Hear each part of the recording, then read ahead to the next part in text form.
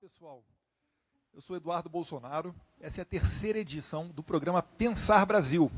Começamos ano passado e o primeiro tema foi economia, depois a questão das escolas militarizadas e hoje a gente vai falar um pouquinho sobre segurança pública com essas feras aqui, o Major Vitor Hugo, General Heleno, quem desde já eu agradeço a presença por ter aceito o nosso convite para estar aqui e pessoas que podem falar com propriedade, né, gente? Não são pessoas que fizeram as suas teses montadas em gabinetes com ar-condicionado.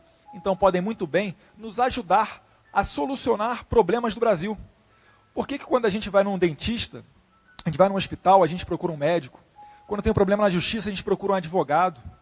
Por que quando a gente fala de segurança pública, a gente não pode falar com militares das Forças Armadas, que é o caso do general e do major aqui presente? Então convido você também a compartilhar no Facebook e no YouTube essa live, para que ela tenha o maior alcance possível, porque é de suma importância que as pessoas entendam o posicionamento de pessoas da área sobre a segurança no Brasil. Boa noite, general, boa noite, major. Eu peço licença para ler, primeiramente, o currículo dos senhores, antes de passar a palavra aos senhores. Major Vitor Hugo, mestre em operações militares pela Força de Aperfeiçoamento de Oficiais do Exército Brasileiro, bacharel em Ciências Militares pela AMAN, Academia Militar das Agulhas Negras, especialista em Guerra Irregular, curso de Forças Especiais, e em Ações de Comandos, pelo Centro de Instrução e Operações Especiais do Exército Brasileiro, atuando também como observador militar das operações das Nações Unidas na Costa do Marfim por 2 oportunidades. É consultor legislativo da Câmara dos Deputados, concurso dificílimo, aquele que abre vaga ano sim, ano não, para uma ou no máximo 2 cadeiras. E também é consultor da Casa na área de Defesa Nacional e Segurança Pública, oficial superior das Forças Especiais de Estado-Maior do Exército Brasileiro, atualmente na reserva não remunerada e ainda é advogado. General Augusto Heleno Ribeiro Pereira. Para muitas pessoas dispensa comentários, mas eu vou fazer essa formalidade aqui, general. General de Exército do Exército Brasileiro da Reserva. Foi comandante militar da Amazônia e chefe do Departamento de Ciência e Tecnologia. Graduou-se aspirante oficial de cavalaria em 1969 na Academia Militar das Agulhas Negras, sendo o primeiro colocado da sua turma de cavalaria. Integrou a Missão Militar Brasileira de Instrução no Paraguai. Comandou a Escola Preparatória de Cadetes do Exército. Foi adido militar da Embaixada do Brasil em Paris, acreditado também em Bruxelas. Foi comandante da 5ª Brigada de Cavalaria Blindada e do Centro de Capacitação Física do Exército, chefe do Centro de Comunicação Social do Exército e do Gabinete do Comandante do Exército. Foi o primeiro comandante militar da missão das Nações Unidas para a estabilização no Haiti. Atuou como consultor de segurança e assuntos militares do Grupo Bandeirantes de Comunicação. Por uma questão de hierarquia, Vitor Hugo, começa agora com o general Augusto Heleno. General, esse currículo aqui invejável, mas eu queria destacar aqui como é que foi essa atuação das forças das Nações Unidas no Haiti.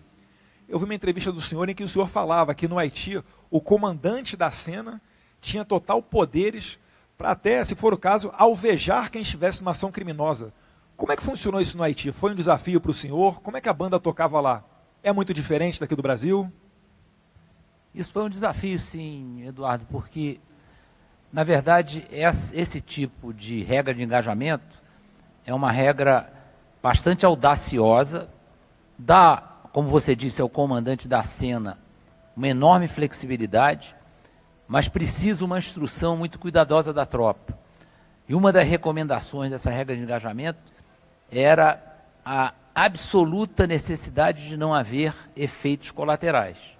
Porque senão que são efeitos colaterais? Por exemplo, bala perdida, né? Matar uma criança, matar um inocente, matar um sujeito que está passando para ir trabalhar, como acontece muito aqui nesses tiroteios, nas comunidades, onde normalmente a bala perdida, para variar, é sempre apontada como bala da polícia, e muitas vezes não é, mas de qualquer maneira são tiroteios que acontecem de uma forma muito inesperada E os resultados sempre são muito maléficos. E no caso do Haiti, não. No caso do Haiti, havia consciência plena, as tropas foram instruídas ao longo do tempo. Então, o segundo contingente brasileiro foi muito melhor instruído em relação a essa regra de engajamento do que o primeiro. O terceiro melhor do que o segundo. E nós fomos assim, durante todo o tempo, vivendo de lições aprendidas. Então, durante 13 anos, nós estivemos presentes no Haiti e os efeitos colaterais foram mínimos. E realmente é uma regra de engajamento extremamente útil para a situação que nós estamos vivendo aqui. Porque nós não podemos admitir que um sujeito armado com um fuzil de guerra exiba esse fuzil impunemente em situações onde ele poderia perfeitamente ser neutralizado por forças legais, devidamente instruídas, até por sniper, porque ele é uma ameaça à sociedade. Perfeito. Major Vitor Hugo, como é que foi essa chegada lá na Costa do Marfim? Qual era o cenário que se encontrava lá? E além disso, aproveitando o comentário do general Heleno, existe algum tipo de treinamento eficaz o suficiente para que não existam efeitos colaterais, ou o efeito colateral é algo inerente dessas ações militares e policiais? Bom, primeiro eu queria dar boa noite aqui ao general Heleno, que foi o meu primeiro comandante na ativa. Então, quando o Eduardo falou sobre a Escola Preparatória de Cadetes do Exército, quando o general foi comandante, vieram várias lembranças aqui a respeito do... Tá com vontade de pagar 10 também, não? Tô quase quase indo para a água aqui, porque... Não faz não, que eu tenho que pagar junto. Então foi uma satisfação muito grande estar aqui ao lado do general, mais uma vez, conversando, né? E também cumprimentar todos os internautas que estão aqui nos assistindo. Realmente, eu estive na Costa do Marfim em 2 oportunidades, em 2004, inicialmente, com uma missão das Forças Especiais. O cenário lá era um cenário bastante conturbado, houve um problema, uma ação da guerrilha que errou o alvo e atingiu uma unidade francesa, e isso fez com que a França destruísse a Força Aérea Marfinense por completo, e as Forças Especiais brasileiras foram acionadas para defender os brasileiros e exfiltrar o embaixador de lá. Então foi uma missão maravilhosa para mim, foi uma oportunidade muito bacana de aprendizado profissional num país efetivamente conflagrado. E na sequência, alguns anos depois, eu voltei como observador militar da ONU e permaneci lá por 1 ano, e foi também uma outra oportunidade de ver o resultado dessas ações, assim, né, do que estava acontecendo realmente no interior do país, numa perspectiva muito interna, muito intestina realmente lá em loco. Primeiro, eu fiquei numa zona de ação ao sul, né, aliás, primeiro numa zona de ação ao norte muçulmana, né, com uma série de características bem particulares, na fronteira com Mali. Fiquei 6 meses lá numa cidade chamada Corogô. Foi como forças especiais para lá? Não, nessa segunda foi como observador militar. Na primeira como forças especiais. E quando você vai como forças especiais, existe um tempo, ou avisou, faz a mochilinha e vai? Não, eu fui acionado no sábado, embarquei no domingo, e imaginava que fosse ficar 1 mês e fiquei 7 meses. E durante 6 meses eu não sabia... Família? A família teve que suportar, né? Durante 6 meses eu não sabia quanto tempo a gente ficaria. Eu e o meu destacamento, né? Nós não sabíamos quanto tempo ficaríamos lá. Isso... E respondendo a sua pergunta também a respeito dos danos colaterais, né? Realmente, as tropas sempre se adestram para diminuir ao máximo os danos colaterais, né? O objetivo de qualquer tropa é que esse dano colateral não exista. Mas, infelizmente, estatisticamente, e isso não é um desejo da tropa, eles podem acontecer e são tratados também de maneira a trazer aprendizado para a tropa para que esse tipo de dano não se repita. Mas é virtualmente impossível, né, que um ou outro dano colateral, infelizmente, aconteça. Até porque, né, general, inclui-se aí no conceito desses danos colaterais, por exemplo, um disparo de um traficante que venha a atingir o inocente? Isso também é considerado um dano colateral? Ou dano colateral é só quando o policial ou os militares é que erram o alvo por algum motivo? Não, vale também para o inocente que é atingido por um traficante, por um bandido, seja num assalto, seja numa troca de tiros, porque, na verdade, esse é o grande ponto. O foco da defesa de direitos humanos é exatamente mudar as condições do ir e vir, que hoje em dia, no Rio de Janeiro, se transformou num problema. O ir e vir no Rio de Janeiro, em situações absolutamente normais, transitando pela via amarela, transitando pela linha vermelha, subindo a estrada Gajaú-Jacarepaguá. De repente você é tomado por uma falsa blitz, por um tiroteio, às vezes até entre a polícia e o traficante, às vezes entre duas facções, e você fica no meio de um tiroteio e fica sem condições de se proteger, você não tem instrução para isso, você não tem equipamento, seu carro é um carro normal, não é blindado, não é nada. Então você se vê numa situação extremamente desagradável, muitas vezes com a família dentro do carro, com seus filhos dentro do carro, e você se torna totalmente impotente para reagir. E esses efeitos colaterais, eles são considerados dessa maneira quando atingem qualquer categoria de inocente, que não está envolvido na operação e acaba pagando, às vezes, até com a própria vida. Perfeito. A gente está falando aqui de guerra, Costa do Marfim, Haiti, mas todos nós já sabemos que dentre as 50 cidades mais violentas do mundo, muitas delas, dezenas, são brasileiras. E segundo um estudo da Organização da Sociedade Civil Mexicana de Segurança, Justiça e Paz, são 17 cidades brasileiras com mais de 300 mil habitantes listadas no ranking, que é encabeçada pela mexicana Los Cabos, com 111,33 homicídios para cada grupo de 100 mil habitantes. E vem na sequência seguido pela capital venezuelana, Caracas, que também tem 111 homicídios para cada grupo de 100 mil habitantes. Na verdade, 111,19. Natal é a primeira cidade brasileira que aparece nesse ranking, e ela aparece em quarto lugar, com o número de homicídios de 102,56 homicídios por 100 mil habitantes. E aí eu vou começar com uma pergunta aqui que certamente não vai ser exaurida em poucos minutos. Vou começar agora invertendo a ordem pelo Major Vitor Hugo. Major, atualmente é possível enxergar no Brasil uma política de segurança pública capaz de gerar resultados e alterar esse quadro? Ou, em bom português, o Brasil tem jeito? O Brasil é lógico que tem jeito, né? Desde que haja políticas públicas sendo conduzidas de maneira séria e com vontade real de resolver os problemas, a gente vai conseguir resolver. A situação brasileira atualmente é caótica na segurança pública, né? 61 mil pessoas morrendo por ano, isso equivale a 7 pessoas morrendo por hora violentamente, né? Ou seja, aqui o Fórum Brasileiro de Segurança Pública aponta aí, faz uma comparação interessante, falando que isso equivale a uma bomba de Hiroshima caindo no país anualmente, né? Isso é realmente um absurdo, mas se houver um compromisso real, né, não só do governo na União, mas também dos estados, e eu ouso dizer que uma das grandes mudanças talvez fosse transferir um pouco de responsabilidade nisso também para os municípios, de modo especial os municípios maiores, né? Isso teria que ser através de uma mudança constitucional, mas seria uma boa ideia porque as pessoas, na verdade, vivem nos municípios, não vivem na União, nem nos estados, né? Então, eu acredito de verdade que há possibilidade de mudança, mas se for conduzido de uma maneira séria. Por exemplo, no caso da intervenção federal no Rio de Janeiro, é lógico que o Exército brasileiro vai fazer sempre tudo da melhor maneira. Isso aí, historicamente, a gente pode ver que o Exército sempre dá o melhor de si.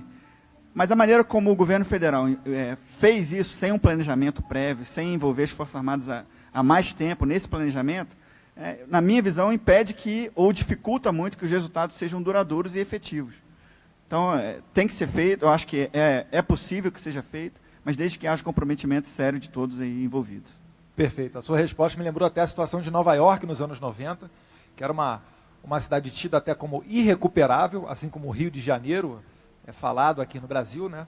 E graças a políticas como a do prefeito Rudolph Giuliani, política de tolerância zero, aquele local hoje em dia certamente é um dos que mais recebe turistas dentro dos Estados Unidos.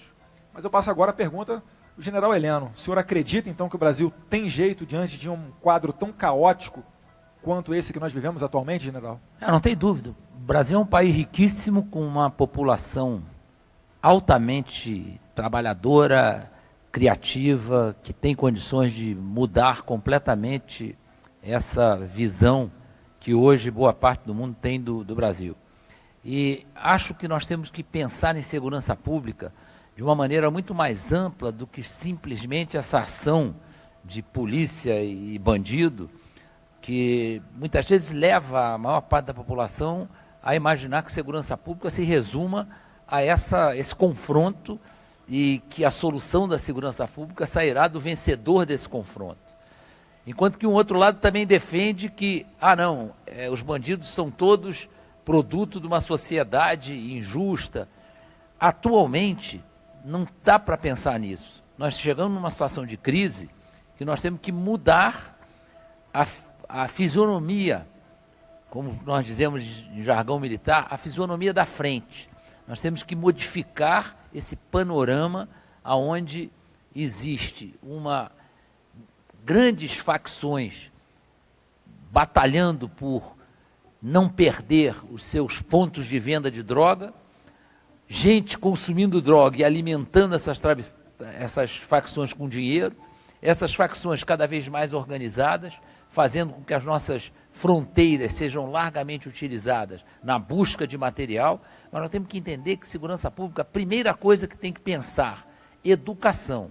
Nós não podemos achar que a segurança pública vai ser modificada se nós não modificarmos a educação no Brasil. A nossa educação está em pandarecos. Então isso aí é fundamental que haja uma visão do poder público, da sociedade, para que essa educação seja modificada.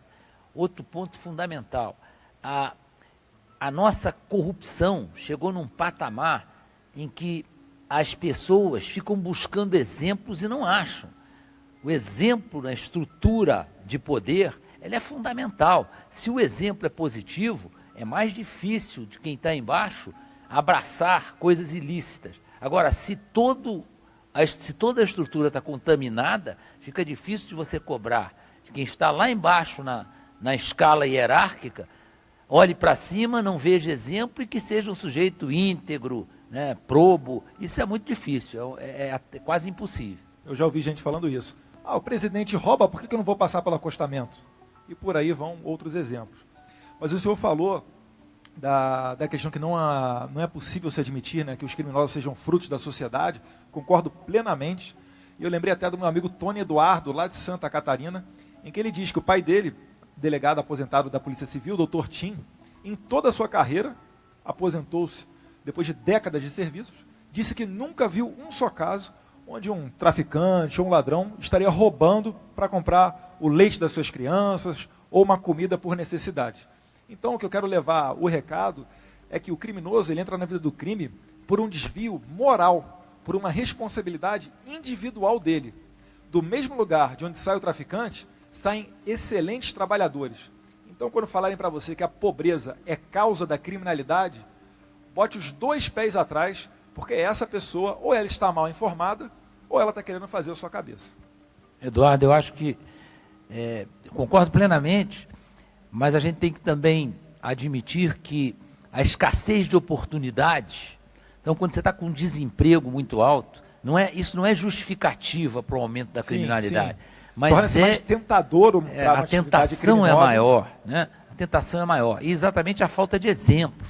Quando o garoto olha para o lado e vê o traficante com uma vida ótima, quer dizer, entre aspas, né? Ele vive em baile funk, ele anda armado, ele anda com meninas bonitas, ele tem o prestígio na comunidade, ele começa a achar que aquela é a saída. Então, é um conjunto, e não tem dúvida, essas ações sociais nas comunidades, elas são fundamentais. A gente não pode esquecer disso. A longo prazo, médio prazo, longo prazo, essas ações é que vão mudar esse panorama. Agora não, agora nós estamos na beira do abismo. Agora são ações rigorosas, enérgicas, para a gente colocar a coisa pelo menos num nível aceitável. Exatamente. E essa argumentação que me faz pensar também que a caneta de um juiz deve pesar muito mais ao condenar um político, por exemplo, que teve todas as oportunidades, um excelente salário, do que lá na ponta, uma pessoa que vive essa triste realidade. Prezados, agora acredito que a audiência esteja maior por completo, falar aqui que a gente está fazendo essa transmissão desse estúdio bonito aqui, porque nós estamos aqui no Ministério da Fé do apóstolo Fadi Farage. Então, muito obrigado pela oportunidade, por estar abrindo aqui todo esse potencial, todo esse aparato com câmeras, estúdio, tela, enfim. Muito obrigado, apóstolo. Mais uma pergunta aqui, prezados. A intervenção federal terá suas atividades encerradas no dia 31 de dezembro de 2018. Mas não existe quaisquer indicativos de alterações em nosso Código Penal. Na visão dos senhores, começando agora pelo general Heleno, vamos ter, entre aspas, enxugado o gelo durante a permanência do Exército no Rio de Janeiro? Eduardo, eu tenho em várias entrevistas pedido uma intervenção até divina para que o nosso Poder Judiciário se tome de uma visão patriótica, porque agora é uma questão de patriotismo, e que a gente procure utilizar o Código Penal da melhor maneira possível, com menos tolerância, com um pouco mais de rigor dentro da lei, né? Já que não vai poder modificar a lei em curtíssimo prazo, utilizando os meandros da lei, mas fazendo com que isso seja muito levado a sério.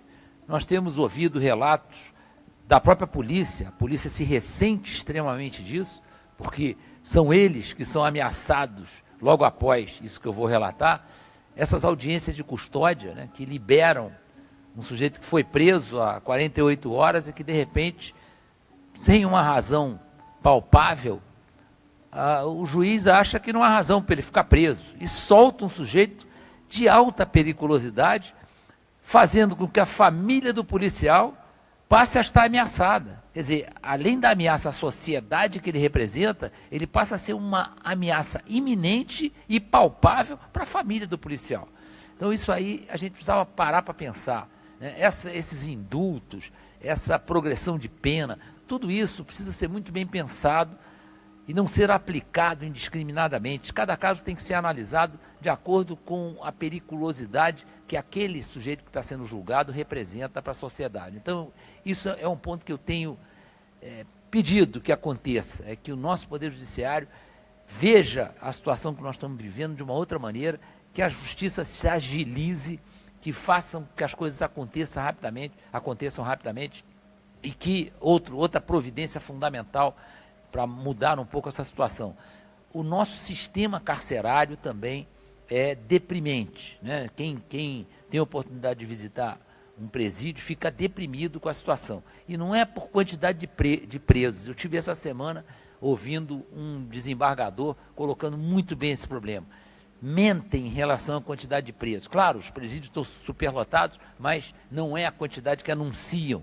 E os presídios têm alguma coisa errada, porque como é que se explica a quantidade de celulares que nunca dão problema dentro do presídio? O nosso falha toda hora, né? Sai do ar, corta a ligação. Do presídio funciona muito bem, as baterias do presídio não acabam. Então, esses pontos é que tinham que ser tratados com muita seriedade, que são pontos que, na minha opinião, não são difíceis de serem resolvidos. É preciso só mais seriedade, mais honestidade de propósito, e realmente uma gestão conveniente nesses aspectos. Perfeito. Major, o que o senhor acha aí o senhor acha que pode haver algum legado dessa intervenção, mesmo sem alterações nas leis penais? Bom, eu acho que pode haver sim algum legado. Esse legado ele pode ser potencializado se houver um engajamento efetivo de todo o governo federal nisso. Eu acho que da maneira como a intervenção federal foi decretada, parcial, né, só se passou parcialmente o governo do Estado do Rio de Janeiro para um interventor, na minha avaliação foi um erro estratégico. Porque o problema de segurança pública no Rio de Janeiro e no Brasil não é um problema exclusivamente da vertente militar ou da vertente de segurança pública. Tem outras vertentes, como o próprio general já falou aqui, né, a médio e longo prazos, e também no curto prazo, que poderiam ser feitos pelas demais pastas do Rio de Janeiro, se estivessem a controle do interventor, e que poderiam potencializar a duração desses resultados, né, da intervenção federal, que a gente, analisando num plano, numa postura inicial, realmente 10 meses é um prazo muito grande para uma medida tão excepcional. Mas para um problema tão grave quanto se vive no Brasil e, de modo especial, no Rio de Janeiro, é quase que nada, porque a situação caótica que se vive no Rio de Janeiro é uma situação inacreditável, em que a média de 10 policiais militares sendo mortos por mês, né? O ano passado, mais de 130 policiais só policiais militares mortos. Em 2016, no Brasil, 437 policiais civis e militares mortos. A gente pode ver que é realmente uma situação que merece uma intervenção mais enérgica. Talvez até a gente devesse evoluir para um estado de defesa, um estado de sítio, em que a própria Constituição já define quais são os direitos e as garantias dos cidadãos, que podem, e nesse caso devem ser, de alguma maneira restringidos, para poder dar uma maior liberdade de ação para o interventor, em prol das próprias pessoas, em prol das próprias pessoas inocentes do Rio de Janeiro. Então, o problema é muito mais grave, muito mais estrutural, né, e eu acredito que uma atitude mais enérgica, um envolvimento maior do governo federal, inclusive no planejamento prévio, pudesse fazer com que, né, os resultados se prolongassem mais no tempo. Exatamente. A sua fala vai de encontro aqui ao que dispõe o portal R7, de 13 de março de 2018. Caiu o número de policiais mortos no Rio após a intervenção federal. De um agente público morto a cada 2 dias e meio, a média agora passou para um policial morto a cada 4 dias. Então a gente torce muito pela intervenção e realmente lamenta, né, porque eu acredito que alterações a modo de dar uma retaguarda jurídica a esses policiais seriam muito bem-vindas nesse momento. E, conforme o general... Quer comentar, general? Eu quero só complementar, quando se fala em legado, né, o tempo da intervenção, por si só, é um obstáculo a esse legado. O tempo é pequeno. Né? Foram mais de quase 2 décadas de gestão péssima, de irresponsabilidade, de maus exemplos, de corrupção. Então, é lógico que esse tempo estipulado para... o decreto presidencial estipulou 31 de dezembro, e isso naturalmente vai acontecer, porque vai trocar o governo, mas a preocupação do General Braga Neto, que já era o comandante militar do Leste, foi nomeado interventor, e tem um conhecimento bastante profundo da situação do Rio de Janeiro, porque até trabalhou desde os Jogos, dos Jogos Olímpicos, e depois acompanhou vários grandes eventos, depois ficou como comandante da região militar e, posteriormente, comandante militar do Leste, conhece bastante do que está acontecendo, e ele tem se proposto a não partir para nada que seja violento. Ele tem considerado mais importante fazer uma gestão diferente dos problemas, né? Procurar o apoio, vamos dizer, não é só o apoio no papel, é o apoio ali no terreno, o apoio voluntário da Polícia Militar, da Polícia Federal, da Polícia Rodoviária, para que as coisas aconteçam de uma maneira onde a gestão esteja presente. E, fazendo isso, ele vai conseguir também uma das aspirações de todo mundo que vive no Rio de Janeiro, que é limpar um pouco o cenário das polícias. Todo mundo sabe que tem gente na polícia que não podia estar lá. Então, isso faz parte desse projeto de gestão. E isso não é fácil, isso é uma tarefa extremamente difícil e precisa contar com a cooperação dessas instituições. Mas a polícia, eu também tenho sempre dito isso, as polícias brasileiras, as polícias militares, a Polícia Federal, podem falar o que quiser, mas elas são as polícias mais corajosas do mundo ocidental, porque não é a nossa situação geográfica. No próprio Haiti, a gente não tinha essa situação geográfica que é extremamente sensível do Rio de Janeiro, por exemplo. Quem chega ali embaixo da Rocinha e olha para cima e se imagina subindo aquelas vielas, trocando tiro com bandido, tomando tiro de cima para baixo, é uma situação extremamente desconfortável. E o nosso policial faz isso todo dia. Essa cifra que você falou aí de um policial de 4 em 4 dias não é nada invejável, continua sendo deplorável. Nós temos que mudar esse panorama. Exatamente. E o senhor anteriormente falou muito bem na questão penitenciária. Eu cito agora uma matéria do Felipe Moura Brasil, quando ainda era da Veja, né? Em seu blog, ele publicou que o Brasil é pelo menos o 34º em números, né, de população carcerária, em números proporcionais de população carcerária, e não ocupando o topo da lista, como muitos órgãos acabam praticamente acusando o Brasil de ter das maiores populações carcerárias do mundo.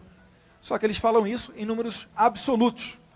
Mas é óbvio, o Brasil é uma das maiores populações do mundo, a tendência é que a sua população carcerária também seja uma das maiores do mundo. Mas quando a gente fala em números proporcionais, em número de preso para cada grupo de 100 mil habitantes, o Brasil ocupa pelo menos a 34ª posição. E daí eu já cito aqui a próxima pergunta. Alguns sociólogos afirmam que a raiz do problema das prisões no Brasil é o encarceramento em massa. O que os senhores acham dessa afirmação, general? O senhor acredita que melhoraria a situação do Brasil se tivéssemos uma política mais desencarceradora, indo talvez de encontro às audiências de custódia, que foram uma recomendação da ONU para o Brasil? Eu não sou especialista nesse aspecto, porque isso é preciso ter uma estatística na mão para você poder comentar. O que a gente percebe é que, até por essa lentidão da nossa justiça, tem gente que está presa que poderia não estar, pela natureza dos seus crimes. Em compensação, tem gente que está solta que devia estar encarcerada há muito tempo, né? Então, eu acho que é muito mais qualidade do que quantidade. Eu acho que a quantidade podia ser a mesma e concordo plenamente com esses dados que você colocou aí, porque tenho ouvido muito sobre isso e, na verdade, essa acusação de que o Brasil prende muito, isso aí é uma lenda, né? Mas, na verdade, talvez a gente prenda mal. Eu acho que a gente pode melhorar a qualidade de quem vai para a cadeia. E pode também buscar uma forma de que os nossos presídios cumpram a sua maior finalidade, que é a reintegração do criminoso na sociedade. Essa finalidade os nossos presídios não cumprem. Isso acho que todos nós que acompanhamos o noticiário percebemos que os nossos presídios são verdadeiras faculdades, universidades de pós-graduação, mestrado e doutorado em crimes, né? Então, isso aí é terrível. A lei de execuções penais, ela até é muito bonita na teoria, ela faz essa separação de maneira muito, muito correta, né? De separar através da periculosidade para que exatamente os chamados ladrões de galinha não se misturem com bandidos da mais alta periculosidade, até para não serem arregimentados ali para uma futura ação criminosa quando saírem das cadeias, né? Então, certamente, esse eu acredito que é o caminho. Mas eu passo agora a perguntar ao Major Vitor Hugo. E aí, Major, a raiz do problema das prisões no Brasil é o encarceramento em massa? Nós temos uma polícia que encarcera muito, uma justiça que condena muito? Ou o senhor acredita que esse não seja o problema? Bom, eu reconheço que o nosso sistema prisional ele tem graves problemas, em torno de 700 mil pessoas presas, mas como você muito bem abordou, Eduardo, comparativamente com outros países, em números relativos, isso não é um número muito grande, mas como o general falou, a qualidade realmente das prisões, talvez, a qualidade da natureza das prisões, talvez pudesse melhorar. Quando a gente vê que 40% dos presos são presos provisórios, ou seja, são presos que ainda não receberam uma condenação, a gente verifica que o fato da justiça, por uma série de fatores, ser lenta, faz com que muitas pessoas cumpram antecipadamente as penas e depois pode ser que uma absolvição sobrevenha, né? Então, eu defendo uma visão pragmática, né, para a solução do nosso sistema prisional. Não é querer bem do criminoso, não é isso. É uma visão, realizar investimentos no sistema prisional para que as prisões não sejam efetivamente as universidades do crime que, como muito bem o general falou, hoje são, né? Então, não é investir o dinheiro público lá em detrimento de outros investimentos em outras áreas, não é isso. É fazer com que o criminoso que, por exemplo, seja condenado por um delito menos grave e passe 2, 3 anos lá preso provisoriamente, por exemplo, e depois cumpra sua pena já, né, detraindo esse tempo que ele ficou preso, e na sequência ele saia cometendo um homicídio, ou um estupro, ou algo mais grave. Então, a ressocialização não é pensando exclusivamente no bem do preso, ao contrário, é pensando no bem da sociedade. Então, quando a gente vê que uma parte considerável dos recursos do fundo penitenciário, né, repassados pela União para os estados, não foram aplicados no ano passado ou no ano retrasado, por exemplo, né, a gente vê que a gestão é feita de maneira incorreta, né? Não existe a vontade política de resolver o problema. E o sistema prisional na minha visão, né, é um dos centros de gravidade do nosso problema de segurança pública no país. Exatamente. Eu lembro até que quando o Temer assumiu a presidência, havia dinheiro no fundo destinado aos presídios, que não estava sendo usado, tanto que ele liberou para que os estados pudessem lançar mão desses recursos. Eu apenas finalizo aqui falando que a questão da audiência de custódia, eu sou um enfático crítico da audiência de custódia, eu tenho verdadeira ojeriza à audiência de custódia, tanto que eu protocolei o projeto de decreto legislativo, salvo engano de número 317, para exatamente sustar os efeitos da audiência de custódia. A começar porque é o CNJ legislando em cima de uma competência privativa do Congresso Nacional, que é legislar sobre essa matéria processual. Então é para resgatar a moral do Congresso e para afastar, né, esse tipo de medida que só na prática, em bom português, o cara vai lá, rouba você hoje e amanhã ele está na rua voltando lá para te roubar pela 20ª vez. Então, contra isso daí, eu protocolei esse projeto de decreto legislativo. Encaminhando para o final do programa agora, prezado Major Vitor Hugo, General Heleno, a gente vai ver aqui as perguntas que foram enviadas para o nosso WhatsApp. Deixa eu só dar um dado aqui, Sim, porque senhor. o Vitor Hugo falou uma coisa que é o que acho que 90% de quem se interessa pelo assunto tem esse dado na cabeça, de 700 mil presos, né? Mas como aqui a gente está conversando entre amigos, eu vou colocar o que eu ouvi no último programa Roda Viva.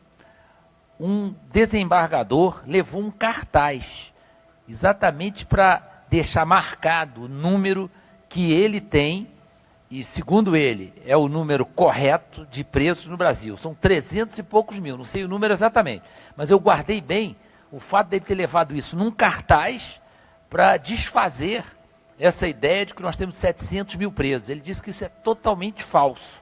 Então, vamos correr atrás para verificar quem está com a razão. É que talvez ele não tenha incluído os presos provisórios aguardando o julgamento, e talvez Não sei. Vou pesquisar também. Não sei, general. mas vale a pena pesquisar, porque esse é um dado importante para esse Sim, tipo de sim. discussão, né? Porque, pô, reduz pela metade. Então, é um negócio, assim, assustador que esse dado não seja de divulgação Unânime, e de todo mundo ter o mesmo dado. Os dados são conflitantes. Perfeito. Vou chamar então, Ginal, se o senhor me permite agora, o novinho vai chamar para as perguntas que vão aparecer ali no telão, por favor. Perito Ayrton, aqui do Rio Grande do Sul, perito criminal. Com relação à segurança pública, eu gostaria de lhe questionar qual é o vosso entendimento com relação à perícia criminal. Nós não temos uma padronização a nível nacional. Alguns estados a perícia faz parte da Polícia Judiciária, como no caso da Polícia Federal. Em outros estados a perícia é autônoma e independente. Qual é a vossa visão desse entendimento, uma vez que a perícia é fundamental para a investigação criminal e a própria persecução penal? Muito obrigado. Perfeito. Está aí a pergunta do perito Ayrton, começar pelo Major Vitor Hugo. Major, como o senhor vê essa questão, a perícia sendo às vezes autônoma, às vezes dentro da corporação policial, isso é saudável, não é saudável? O senhor tem uma opinião formada com relação a isso? O que o senhor acha? A minha maior preocupação em relação à perícia é que o perito tenha autonomia funcional para colocar no papel aquilo que ele efetivamente viu da cena do crime, né? Que a perícia dele seja independente. Agora, se o órgão pericial vai fazer parte da Polícia Civil ou se vai ser um órgão independente, eu acho que isso é bom que haja uma certa liberdade para os estados fazerem, de maneira que se adapte às realidades de um país que é de uma dimensão continental. E também isso, de maneira a também, em alguns estados, levando em consideração a situação dos servidores, que isso consiga também levar em consideração questões corporativas, como também de independência do salário, de independência administrativa, disciplinar. Então, isso é uma questão assim, muito intestina de cada estado, de modo que o foco, para mim, seria que os peritos tenham independência funcional, de maneira que eles possam exercer a sua atividade da maneira mais livre e independente possível, para contribuir para que a investigação dos crimes no Brasil, o índice de resolução de crimes seja cada vez maior. A gente sabe que o índice, a depender do tipo de crime, é bem baixo no país. Então, se houver independência funcional, essa decisão de que se o órgão pericial faz parte ou não da Polícia Civil ou da Polícia Judiciária, eu acho que pode ser algo decidido pelos estados. General. Isso que o Vitor Hugo falou é fundamental, né? Essa independência, Até porque, imagine, porque ele ali, ele vai ter que chegar a uma conclusão que vai desagradar a alguém. Né? Alguém vai ser apontado como autor de algum ilícito. E se ele não tiver independência, imagine o Ayrton, que é gaúcho, perito lá no Rio Grande do Sul, imagine se no jogo Grêmio Internacional o juiz entrasse com a camisa do Inter, né? Nem começava o jogo. Então, isso que o Vitor Hugo falou é fundamental. Mas, além disso, a gente tem também uma estatística de resolução de homicídios que é terrível, né? E muita gente atribui isso à qualidade dos peritos. Engano total. Os nossos peritos são muito bons. O que falta é investimento na área de inteligência. Outro dia saiu o valor que foi destinado à inteligência no Rio de Janeiro nos últimos anos. É um negócio assim inacreditável, né? O valor é inacreditável. Então os nossos peritos são muito bons, só que eles não têm apoio de material, não têm apoio financeiro, e eles ficam presos à limitação total do seu conhecimento em relação ao que ele tem que apurar. Então nós precisamos investir em inteligência, porque é cara. A inteligência é uma atividade que, como o próprio nome diz, é uma atividade inteligente e, portanto, cara. Não, e depende, hoje em dia, fundamentalmente de tecnologia. Então nós temos que ter tecnologia, a mais avançada do mundo, para poder fazer face à nossa situação, que nós estamos caminhando para ser um narco-país. Eu tenho insistido nisso, porque nós precisamos ter consciência de que isso hoje não é um problema de segurança pública, isso se transformou num problema de segurança nacional. A sociedade brasileira tem que se conscientizar que nós estamos vivendo um caminho para o narco-país. Nós precisamos interromper esse caminho. Exatamente. Alguns amigos meus venezuelanos falam exatamente isso. Fala que essa proximidade das Farc com o Foro de São Paulo e o que tem ocorrido na Venezuela pode se alastrar para o Brasil, e se o Brasil continuar nessa caminhada, talvez de fato se transforme num narco-país, como dizem eles, já é o caso da Venezuela.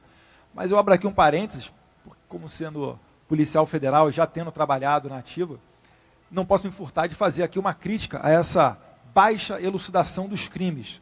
E certamente não é por conta do nosso material humano. Eu critico muito o inquérito policial, a sua maneira morosa, aquela questão, o criminoso, ele é interrogado pelo delegado, e depois ele vai na justiça e fala uma coisa totalmente diferente. Todo o nosso direito penal, ele basicamente é voltado para um garantismo exacerbado, ele sempre está com a ótica do criminoso, enfim, isso acaba sendo muito prejudicial porque traz muita morosidade ao processo e, consequente, desestímulo. Então é natural que o Brasil, como tem um inquérito policial, que é o instrumento utilizado em Guiné-Bissau e mais alguns 2 países da África, certamente isso indica que o Brasil tem que mudar a sua legislação com relação à persecução policial. E eu vou encaminhar agora, então, para a segunda pergunta, por favor. Gabriel Mendes, eu sou estudante de Direito de São Bernardo do Campo, São Paulo, e eu tenho observado que os índices de criminalidade aqui no Brasil eles estão muito altos. Nós temos anualmente mais ou menos 70 mil a 80 mil assassinatos, tirando os desaparecidos, assaltos, inclusive já aconteceu comigo, roubos, sequestros, mas enfim, a minha questão seria a seguinte: qual que seria o método, pontapé inicial para a gente mudar essa situação, para a gente diminuir esses índices de criminalidade? Muito obrigado. Perfeito. E aí, Major, qual é o pontapé inicial? Bom, acho que a gente pode começar por várias frentes, né? Mas uma delas talvez fosse valorizar os efetivos policiais brasileiros, dando condições para que eles efetivamente façam o seu trabalho. A gente sabe que a imensa maioria, a esmagadora maioria dos policiais brasileiros, tanto policiais federais, rodoviários federais, né, policiais civis, policiais militares, são pessoas de bem que arriscam suas vidas diariamente, né, em prol da comunidade, e a valorização profissional deles, que inclui, logicamente, salários, mas não é só isso. Né, estou falando também de condições de trabalho, de um bom armamento, uma boa munição, uma boa viatura que lhe conceda proteção, né, e treinamento efetivo. Né, e isso tudo pode ser um pontapé inicial para que a gente, e também o aumento de efetivo, mas de uma maneira inteligente, né, investimentos na área de inteligência, como o general falou aqui, se eu não me engano a cifra que o general se referiu é em torno de menos de R$10 mil investido, era 0,001% do orçamento do Estado do Rio de Janeiro. Inacreditável. Né, investido na área de inteligência. Então, eu acho que tem várias pontas, né, que a gente poderia seguir, mas se eu pudesse falar, assim como o Gabriel pediu, né, para abordar uma, eu acho que a valorização dos efetivos, né, nesses aspectos que eu abordei, seria um bom começo. Concorda, general? Concordo. Eu acho que nós temos que primeiro selecionar muito bem os nossos policiais militares, depois pagá-los dignamente, para evitar que eles tenham o regime de trabalho que tem hoje, que eu acho tremendamente uma deturpação enorme do que se pensou quando se dava uma folga para o policial descansar de um trabalho pesado. Folga de 72 horas, que acabou sendo um incentivo para que eles tenham um outro emprego.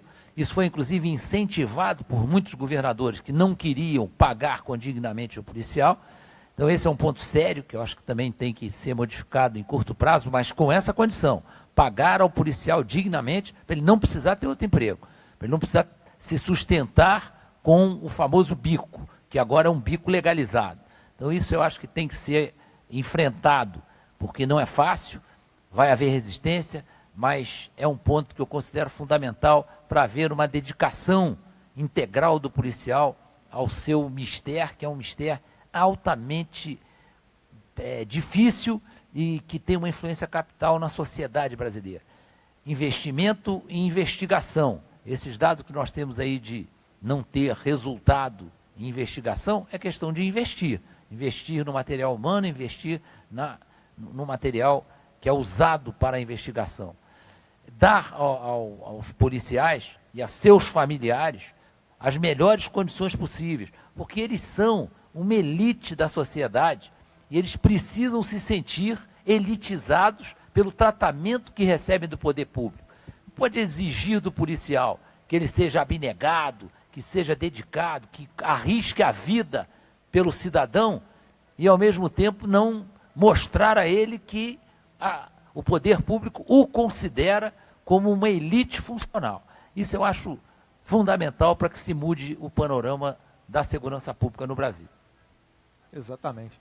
Totalmente de acordo, inclusive prestigiá-los, às vezes nem sempre, como a João Vitor Hugo falou, às vezes nem sempre a questão é relacionada somente ao salário, mas é também ao prestígio, é saber que ele vai morrer, uma autoridade vai comparecer ao enterro, que a família vai receber uma pensão, uma assessoria psicológica, que alguém de direitos humanos vai lá bater na porta do familiar sobrevivente, né?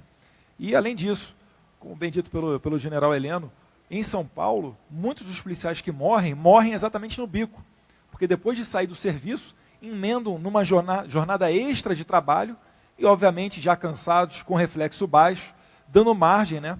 Ficam mais propensos a serem assassinados. Meus caros, vou para a terceira pergunta. Por favor, agora uma mulher. Oi, meu nome é Edith, eu sou advogada e sou professora universitária e falo aqui de Goiânia. Hoje em dia nós estamos presos dentro de casa, cercados de muros altos, cercas elétricas e segurança privada. Nossos filhos não brincam mais na rua, nós não saímos mais à noite, não podemos andar num parque, passear numa praça, fazer uma caminhada, ou fazer do que os nossos pais faziam, colocar aquela cadeirinha lá na porta de casa e ficar ali conversando com o vizinho, conhecendo a vizinhança, fazendo amizades. Nós temos que ficar dentro de casa, porque é só sair do portão, nós estamos correndo riscos. Os bandidos estão soltos e nós estamos presos. Nós mulheres temos um agravante. Nós somos tidas como alvo fácil. Fácil de sermos roubadas, fácil de sermos molestadas, não temos aquele respeito que deveríamos ter. A segurança pública, que é dever do Estado, nós não temos. Eu gostaria de saber de você, qual seria a proposta para nós mulheres, para a segurança pública de nós mulheres?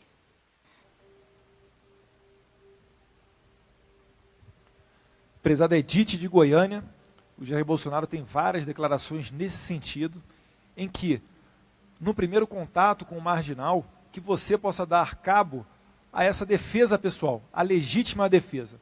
É por isso que o Jair Bolsonaro fala tanto, né, na posse de armas e também numa flexibilização com relação ao porte, que é você andar com a arma na cintura. Eu tenho certeza que você tendo uma arma, você pode dar um tiro no teto da tua casa. Esse criminoso não vai entrar nela, porque é da natureza dele a covardia, e ele sabe que haverá muitas outras presas mais fáceis dele atacar. Mas eu passo aqui a pergunta, agora, primeiramente, invertendo a ordem, agora para o general Heleno.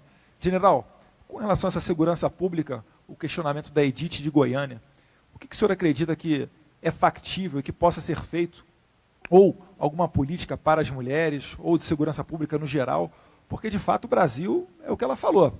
Todo mundo aprisionado dentro de casa, cada vez mais grades, mais câmeras, mais seguranças. Até quem pode pagar por um carro blindado faz isso, porque sabe que aqui é estilo Síria, é estilo Cabul. Enfim, o Brasil realmente vive uma situação de caos. O que o senhor me diria com relação a isso? Essa sensação de insegurança que a dona Edith se refere, ela é bastante evidente hoje no Brasil inteiro. E ela é diretamente proporcional à sensação de impunidade do outro lado. Então, os direitos humanos do cidadão honesto têm que ser respeitados. Esse direito de ir e vir, esse direito de transitar sem o risco de ser atacado, de ser roubado, de ser assaltado, de ser molestado. No caso das mulheres, isso acontece com frequência.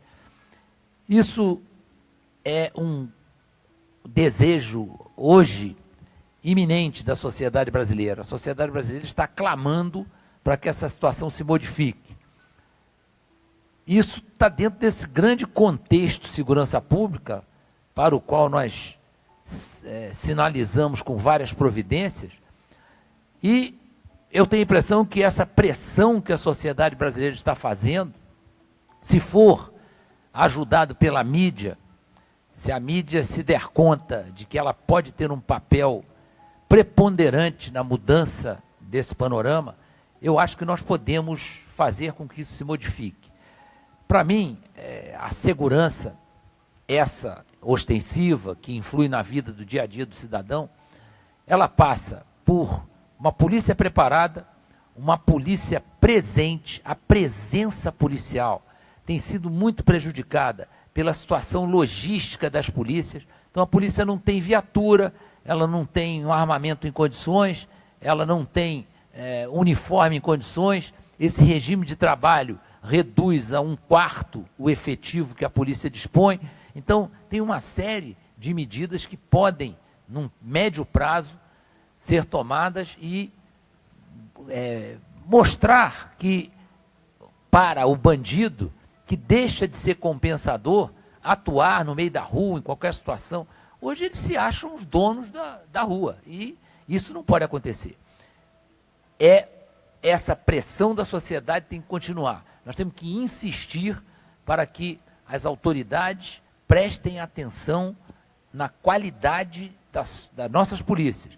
Essa história de querer acabar com polícia é um negócio absolutamente irracional, né? A polícia é a responsável maior, as diferentes polícias são responsáveis maior pela segurança pública. Pregar o término da polícia é pregar a devassidão, a baderna, né? A desordem. Isso não tem o menor sentido.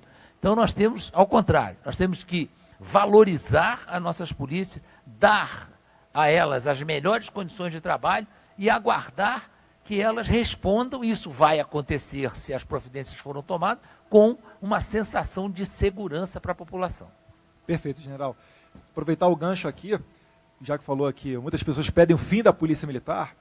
Eu acho até engraçado, né, que quando, por exemplo, lá no Espírito Santo, quando a polícia militar não saiu dos quartéis, ninguém foi para a praça pública lá em Vitória, em Vila Velha, gritar, né?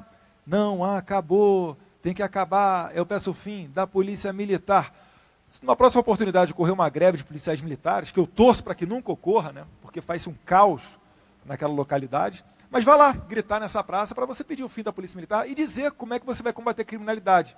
Se é colocando mais luz, se é soltando pombinha da paz, enfim, registrar aqui essa minha ironia. Major Vitor Hugo. Bom, até respondendo a pergunta da doutora Edith, lá da minha cidade de Goiânia, é muito triste que no Brasil a gente tenha mais ou menos algo em torno de 50 mil estupros anuais, e sendo que a gente sabe que a ONU ou algumas outras instituições reportam uma subnotificação de que o número de estupros, na verdade, notificados é algo em torno de 35%. Então, isso elevaria o número de estupros no Brasil anuais para, sei lá, algo mais de 100 mil, 120 mil estupros. Então, isso é um dado alarmante, é um absurdo, na verdade, que a sociedade brasileira assista a esse tipo de ação de uma maneira que, na verdade, é uma guerra silenciosa, né, e que a gente tem que se voltar contra ela. Eu até cito um projeto de lei bastante interessante e, por vezes, criticado sem conhecimento de causa, porque não leram o projeto de lei, que é o projeto de lei do seu pai, do Jair Bolsonaro, né, que fala sobre a questão que aumenta as penas do estupro e do estupro de vulnerável, e que também cria o que muitos chamaram de castração química, mas não é exatamente isso, é o ingresso voluntário do condenado por estupro para receber um tratamento com algum remédio que limite a sua libido, para impedir ou dificultar ou desestimular que ele volte a delinquir nesse mesmo crime, que é um crime extremamente hediondo e extremamente aviltante para as nossas mulheres, mães, filhas. E às vezes o próprio estuprador, ciente da sua condição doentia, quer fazer esse tratamento. E o Jair Bolsonaro, no projeto de lei dele, coloca que essa entrada nesse tratamento ela é voluntária e serve como condição para ele progredir de regime. Se ele não quiser fazer o tratamento, tudo bem, continua no regime fechado. Mas perfeito. Pedir para vocês que estão assistindo, a gente está encaminhando para o final do programa, a gente vai agora para a última pergunta, mas se possível para compartilhar essa live, até porque ela fica disponível, mesmo após depois esse período que a gente está fazendo a transmissão. Chegou aqui também no ponto eletrônico, a gente está ficando chique, ó. Agradecer mais uma vez aqui ao Ministério da Fé, que nos está proporcionando essa estrutura toda. Mas chegou aqui que muitas mulheres nos comentários estão elogiando, né, a questão do porte para as mulheres, o direito à posse da arma de fogo. Conforme o general e o major vão falando aqui, eu vou pensando um monte de coisa que dá vontade de falar, mas aqui a palavra é deles, e vou passar agora então para a última pergunta. Após todas essas tentativas dos governos para tentar minimizar o problema da violência na sociedade, e que invariavelmente não tem surtido resultados objetivos, o que resta para ser tentado? Nós deveríamos propor a redação de uma nova Constituição que fosse mais severa contra a criminalidade?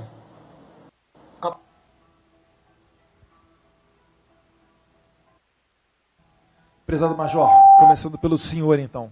O senhor acredita que está faltando um pouco mais de punho firme, de rigor nessas leis? Não, com toda certeza. Eu sou a favor de leis mais rigorosas e, de modo especial, da aplicação da lei ser feita de uma maneira mais rigorosa também. O general Heleno já falou sobre isso aqui, né, de solicitar que as autoridades, de modo especial as autoridades judiciárias, passem a considerar também o contexto caótico de segurança pública que nós temos para interpretar as leis de uma maneira mais rigorosa. Ainda que, num primeiro momento, isso gere um encarceramento maior, isso, ao longo prazo, a sensação de término da impunidade vai fazer com que as pessoas tendam a delinquir menos. E porque uma das funções do direito penal é a prevenção geral, né? É colocar na cabeça das pessoas que não vale a pena delinquir porque existe a certeza da punição. Quando existe a certeza, na verdade, da impunidade, existe, na verdade, o Estado está estimulando as pessoas a delinquirem, né? O Zé Mário ele fez uma pergunta específica sobre seria o caso de fazer uma nova Constituinte.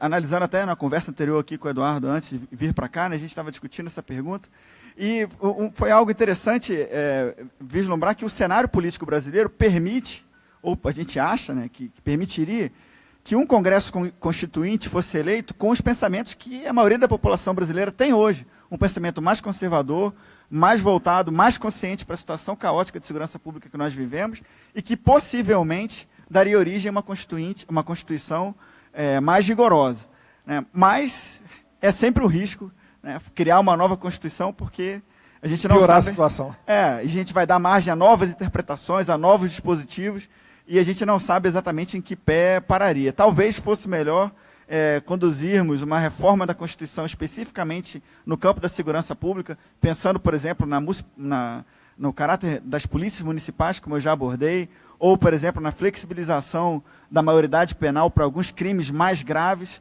porque a gente não pode admitir que na situação que nós vivemos de hoje, do nível de informações que nós temos na sociedade, que um garoto, um homem, na verdade, de 17 anos, não tenha um entendimento completo do caráter ilícito de uma série de fatos, ou não consiga se portar de acordo com esse entendimento. De modo especial nos crimes mais graves, como os sexuais ou contra a vida, os crimes hediondos. A gente poderia também repensar isso, e tem uma série de outras medidas que poderiam ser modificadas na Constituição, não com uma nova Constituição como um todo, mas que modificações pontuais que talvez viessem a ser mais efetivas e menos traumáticas do que uma nova Constituição, que alteraria não só a questão da segurança pública, mas todo o processo de aquisição do poder, de exercício do poder, nos 3 poderes, nas diversas esferas. Então, como o nosso foco hoje é a segurança pública, eu talvez, respondendo ao Zé Mário, ficaria com a ideia de fazer uma reforma séria, abrangente, talvez com o novo Congresso eleito a partir das eleições desse ano, para que as normas constitucionais fossem mais severas, mesmo, como eu falei, que no primeiro momento gerasse encarceramento, mas que acabasse com a sensação de impunidade no país. Perfeito. Compartilha da mesma opinião, general, com relação... Compartilho de tudo que ele falou e quero acrescentar alguma coisa. Bom, basta ver a quantidade de ideias que surgiram aqui. Nós não somos donos da verdade, deve ter muita gente pensando nesse assunto, que podem ter outras ideias brilhantes. E uma coisa que não foi abordada aqui, porque também não dá tempo para falar de tudo, mas nós temos que melhorar substancialmente o nosso monitoramento de fronteiras. Atualmente, praticamente, as Forças Armadas estão presentes permanentemente com um efetivo razoável nas fronteiras. A preocupação das Forças Armadas sempre foi, em termos de fronteira, a manutenção da soberania e da integridade territorial do país. Para isso, nós estamos bem aparelhados. Nós não temos contenciosos com nossos vizinhos e nós temos condições de garantir essa soberania e integridade territorial. Em compensação, do ponto de vista monitoramento de ações ilícitas, dos famosos ilícitos transnacionais, nós estamos longe de termos a eficiência desejada. Isso aí requer investimento, mas é um investimento que se paga, e não é a longo prazo, não, se paga em médio prazo. É caro sim, mas merece que haja esse investimento. Porque hoje nós estamos com a nossa fronteira oeste vizinha de 3 países que são os maiores produtores de cocaína do planeta. Somos hoje, nesse momento, nós somos os maiores consumidores de crack do mundo. O segundo consumidor de cocaína do mundo. E somos o local de maior passagem de droga do planeta. Isto é altamente preocupante e requer providências urgentes. Quanto à Constituição, eu vou citar uma brincadeira do José Simão, que pergunta sempre, e ele acaba dizendo que essa pergunta foi feita por um amigo dele, para um outro amigo, se o camarada tinha lido toda a Constituição e se o Brasil morria no final. Então, isso aí é uma brincadeira, lógico, é uma ironia, mas todos nós sabemos que há uma série de assuntos na Constituição que precisam ser revistos, né? Essa Constituição, ela foi feita ainda sob o ranço do regime militar e muita coisa ali merece uma revisão sem ranço para que esteja muito mais dentro da realidade do que a gente percebe no texto constitucional. Exatamente. Provavelmente deve ser das constituições mais extensas do mundo, a brasileira. Passam de 200 artigos. A menor do mundo é a americana, tem acho que 13 artigos, se não me engano. Não precisa ser tão enxuta quanto a norte-americana, né? Até porque isso aí se deve a alguns fatores históricos, mas também ter lá, com todo respeito ao Colégio Pedro II, mas consagrar o Colégio Pedro II como uma autarquia federal prevista na Constituição, que é a lei maior do nosso país, aí também tem alguma coisa fora de ordem. Mas tem muita gente que diz que bastava um artigo, né? Todo brasileiro deveria ter vergonha na cara. Tá aí, ó, deixando a gente com esse gostinho aqui de responsabilidade de todos nós, e eu puxo aqui principalmente na hora de eleger os nossos governantes, né? O brasileiro é PhD em falar mal da classe política, mas se a classe política está lá, é porque alguém a colocou lá. E eu sempre estendo para uma outra brincadeira. Brincadeira não, né? Um outro dizer, né? Quer saber por que o Congresso Nacional é tão ruim? Saia candidato e conheça boa parte dos nossos eleitores. Uma parte dele, de fato, estuda, vê o histórico do candidato, vê as propostas, conhece, vê se ele é ficha limpa. Mas, um depoimento aqui de quem já foi candidato em 2014. Meus caros, tem muito eleitor que não está nem aí mas nem aí mesmo. Chega na cara de pau, pede para trocar, se vende e depois vai querer exigir da classe política uma honestidade que nem ele mesmo tem. Prezados, a gente vai chegando aqui a 1 hora de programa. Vou abrir agora para as considerações finais dos nossos convidados e terminando aqui falando que quem poupa o lobo acaba sacrificando as suas ovelhas. Tem um colega, um livro que ele lançou e eu estava lendo no avião agora, o livro é sobre técnica de tiro. Me fugiu o nome agora na cabeça, mas ele é o agente federal do COT, Marcel Pellegrini.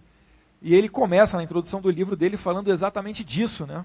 Que realmente, se nós continuarmos tendo sempre a visão do bandido, com pena dele, e achando que ele é uma vítima da sociedade, a gente vai continuar com políticas desencarceradoras.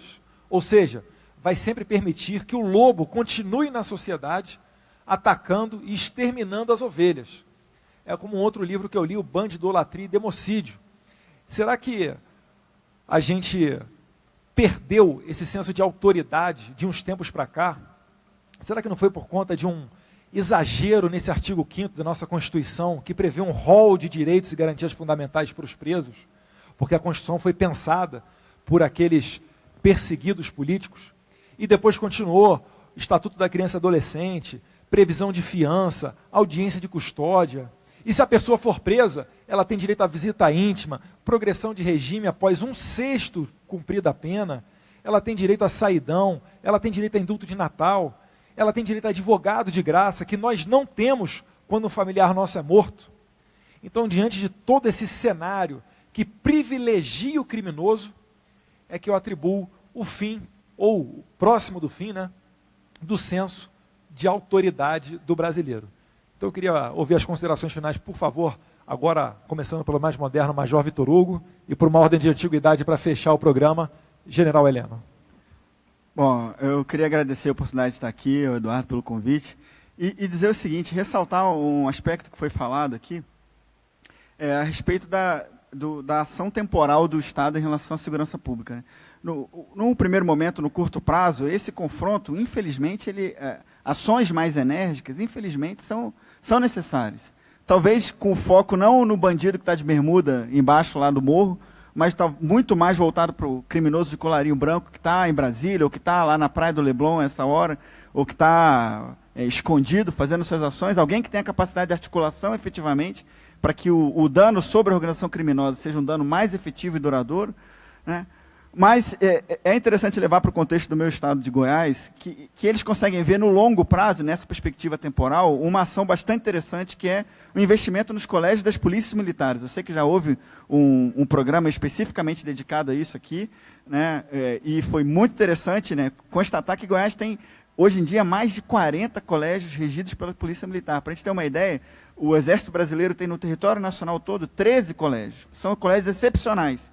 Mas a Polícia Militar de Goiás faz um esforço muito grande para manter esses colégios, que vão ter, esses colégios, além de gerar no presente índices maravilhosos no que diz respeito à educação, tanto no IDEB quanto no Enem, faz com que no médio e no longo prazo as pessoas, né, os profissionais ali formados, se identifiquem e respeitem mais a Polícia Militar, né? Imagina o carinho que a gente tem pelos professores do 2º grau, ou do 1º grau, ou do ensino médio, ou do ensino fundamental, quando esses professores são policiais militares, o respeito que isso vai levar, que as pessoas vão levar para o resto da vida, e também o efeito imediato nos entornos dos colégios regidos pelas polícias militares. Então tem uma série de... Eu fiz até escrevi um artigo sobre esse assunto no jornal Hora Extra. Eu compartilhei, ficou muito bom. Então, eu tenho realmente o prazer e a honra de defender os colégios das polícias militares do Estado de Goiás. E com isso eu encerro a minha participação aqui, agradecendo também ao general Heleno mais uma vez pelos ensinamentos aqui. É sempre uma honra, é um prazer estar aqui com o meu primeiro comandante na ativa. Eu quero ressaltar que o Major Vitor Hugo é o primeiro da turma dele da Academia Militar, não é só da arma, da Academia Militar. São dois 01s aqui, um de AMAN e um de cavalaria. Ele foi o primeiro de todos os cursos que andou fazendo, e é uma mente privilegiada, e eu tenho a impressão que se ele conseguir a proposta dele de ser eleito deputado federal, vai ser uma grande aquisição para o parlamento. Mas um ponto que eu queria, para me despedir, agradeço muito a oportunidade de estar aqui com o Eduardo e com o Vitor Hugo, mas eu não tinha falado nisso, e muitos especialistas de nível internacional aconselham a que o combate à criminalidade comece pela busca de onde está o dinheiro do crime. Vamos atrás do dinheiro, porque indo atrás do dinheiro, nós vamos no foco, nós vamos no ponto principal que alimenta toda essa quadrilhada, essa criminalidade. Tudo isso depende de como esse dinheiro é administrado. E com o tempo e a falta de ação, os donos do dinheiro vão se tornando cada vez melhores gestores e vão administrando esse dinheiro para tornar cada vez mais difícil a vida de quem combate a insegurança pública. Então eu sugiro que a gente retome isso que já aconteceu, hein? Teve um tempo que havia muita preocupação nisso, correr atrás do dinheiro que alimenta o crime.